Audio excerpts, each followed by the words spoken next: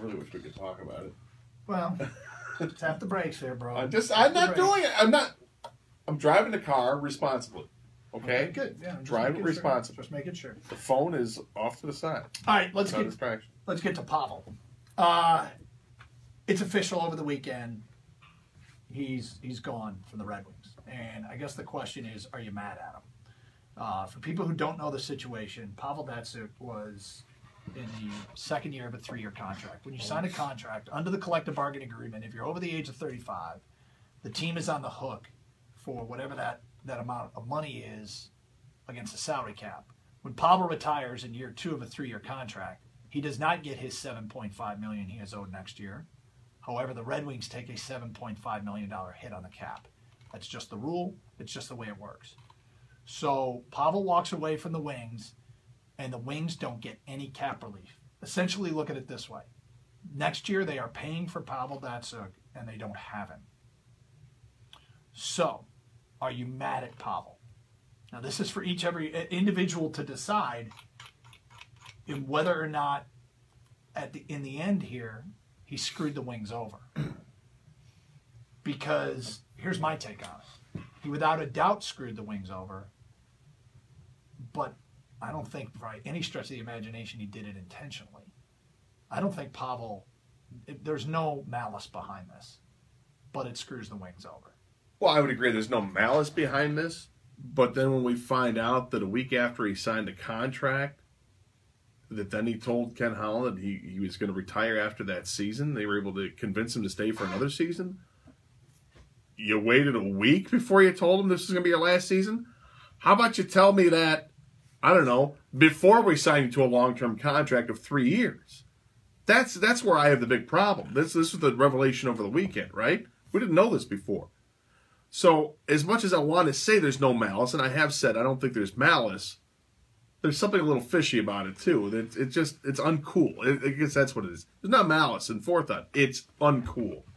Well, because he should have told them that before you signed the contract. Now, I get that an agent is going to work their magic and try to get the best deal possible for their clients, which also in turn gets the agent the best deal possible.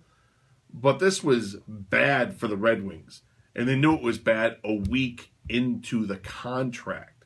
Not 2.5 years later. 1 week into the contract, they knew it was bad. And even Pavel said a couple months ago that he regretted signing the long-term deal, and he wished that he had signed just 1 year deal. Or the long-term deal. He wished he had signed 1 year deals. Yeah, we wish you did. Because, unfortunately, this is going to leave a bad taste in the mouths of Red Wings fans for a little bit here. I don't think it's going to be something like 5 years, 10 years from now, fans are going to boo Pavel Datsyuk. But for right now, in this offseason, and probably all of next year, we're going to be like, Pavel, really? Well, it's hard to really gauge the impact right now because the Wings are saddled with this cap hit, and they're going to try and trade the contract. And why would any team take on that contract? Well, because the Red Wings would send a prospect along with. So the idea, and that team would have to meet a salary floor. But the belief is it wouldn't be some prospect you haven't heard of. It sounds like teams are going to want something substantial, in which case the Wings would probably be compelled to eat the contract, not make a major signing in free agency, play next year without Pavel and without a big free agent, and try and take that cap into the offseason leading into the new building. Because the new building, they're not going to want to have a team going into a new building that isn't first show to be a good one. And somebody sent an email last week and made the point, well, the building could carry the show for a year because people are going to want to see the building. Well, that's not how teams think. Teams want to hit the ground running with a competitive team in year one. And I guess you can't always get that, but it really is, it also makes you go, well, how much does this try and have you unload contracts of useful players to try and start a full-on or semi-rebuild, which many people are calling for. It feels to me like they're in a tough situation of deciding whether or not their young nucleus is going to carry the day moving forward, or they need to kind of retap and start all over. Well, this does suck because we love watching Pavel Datsyuk play, and if that was the end, fine. You want it to be the end, but you want it to be the end on everybody's terms where it ends perfectly. Where if you thought you had a run with it, retire that way.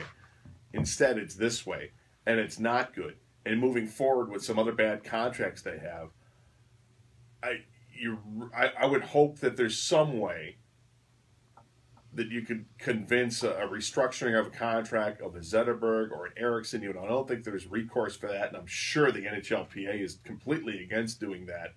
But my goodness, that Zetterberg contract is going to be horrible. And then we start thinking ahead to next offseason when you're going to have the expansion draft and you have to leave players unprotected. Do you start thinking that maybe you leave someone like a Henrik Zetterberg unprotected? Well, if somebody's going to take the contract, then the question is, would they even bother? They're going to have to take a contract like that. Some team is going to take a contract like that because they're going to need to meet the salary floor as well. 248-539-9797. At the core of this, this walk away by Pavel, and we've seen a lot of this. It seems like we've seen it more in Detroit than anywhere else. Barry Sanders did it in scars that still are show here in Detroit. Calvin Johnson just did it. Now Pavel Datsyuk has done it. The walk away before your time is done is a difficult thing to digest for fans of players and teams. Are you mad at Pavel? And I will give you one thing. I'm not mad at it because I don't think there was malice behind it. But there is one thing that would make me mad. There's one part of this that I'd be like, all right, Pavel, you kind of did the Red Wings wrong here. We'll get to that today at 11:31. Plus, your open line calls. Champ and Chump, get those votes in. It's Karsch and Anderson on 97.1 The Ticket.